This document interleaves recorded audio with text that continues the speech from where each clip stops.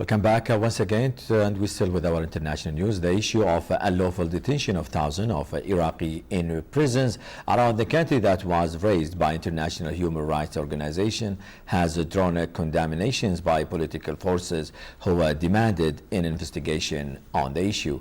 More details in the following report. Prisons and detention centers in Iraq have drawn attention over the past few days following reports by international organizations highlighting the plight of thousands of prisoners from different parts of Iraq.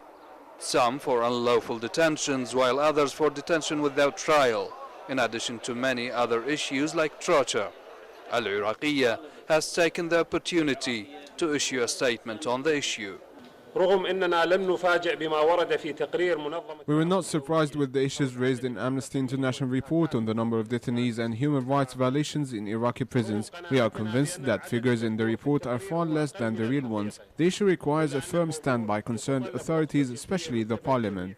Amnesty International report is talking about 30,000 plus untried detainees in the country for a number of reasons, mainly suspicion of links to insurgents or on terror-related issues, denying access to legal representation, family and relatives, ill treatment and enforced disappearance are among the human rights violations taking place in Iraq now, conditions that Al-Iraqiyya believes require investigations on different levels.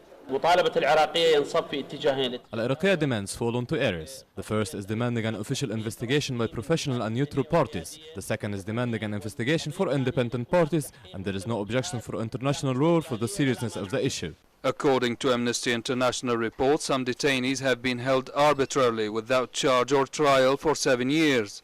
Some remain held even though Iraqi courts or investigative judges have ordered their release for lack of evidence or adequate grounds to imprison, a situation that seems to resonate with Iraqi people's feelings when it comes to human rights. Security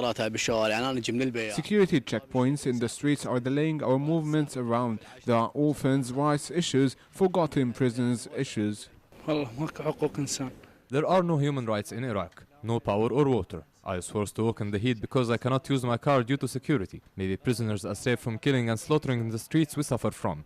On their part, the Iraqi government has denied reports on the number of detainees in Iraq, stressing that the number is much less and that all cases are going through their normal legal process. The prisoners' issue served as a reminder of human rights violations taking place in Iraq that were highlighted by human rights groups locally and worldwide, in an effort to focus the Iraqi government attention on the issue. For KSA2, this is Muhanad al Nidawi, Baghdad, Iraq. The United Nations High Commissioners for Refugees warned today that the help that flood ravaged Pakistan